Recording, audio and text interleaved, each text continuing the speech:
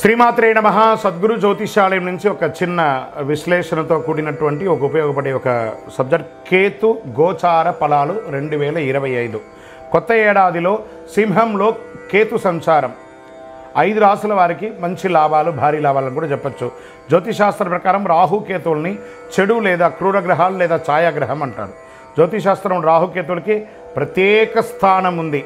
రాహుకేతువులను అంతు చిక్కని గ్రహాలుగా కూడా పరిగణిస్తారు. అయితే రాహును భౌతిక ఆనందానికి ప్రతీకగా భావిస్తారు. కేతువు మంత్ర ఆధ్యాత్మికకు బాధ్యతగా పరిగణిస్తారు.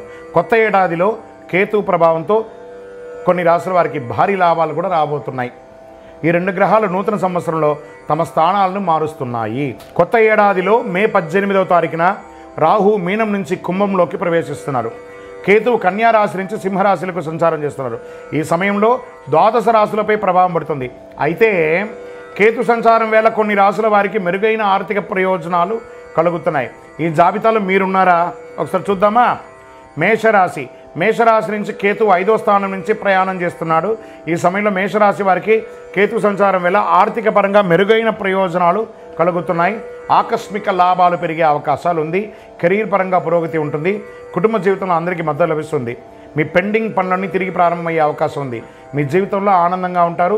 స్టాక్ మార్కెట్లో పెట్టుబడి పెట్టిన వారికి మంచి లాభాలు వస్తాయి. మిథున రాశి వారు కేతు ప్రభావం ద్వారా వచ్చే ఈ రాశి నుంచి 3వ స్థానంలో కేతు సంచారం చేస్తున్నాడు. ఈ సమయంలో ఈ మిథున రాశి వారికి కొత్త ఏడాదిలో శుభవార్తలు వినిపిస్తాయి. ఆర్థిక పరిస్థితి బలంగా ఉంటుంది. ప్రగతికి దారి తీసుకుంటాయి. మీ వివాదాలన్నీ తగ్గుతాయి. విదేశాలకు వెళ్ళే అవకాశాలు ఉన్నాయి. కొత్త వాహనం కొనే అవకాశం ఉంది. ఈ సమయంలో మీరు చాలా సంతోషంగా ఉంటారు. వృశ్చిక రాశి వారు ఈ రాశి నుంచి కేతు 10వ స్థానం నుంచి సంచారం చేస్తున్నాడు. ఈ సమయంలో వృశ్చిక రాశి వారు కేతు సంచారం వల్ల అనేక ప్రయోజనాలు పొందబోతున్నారు.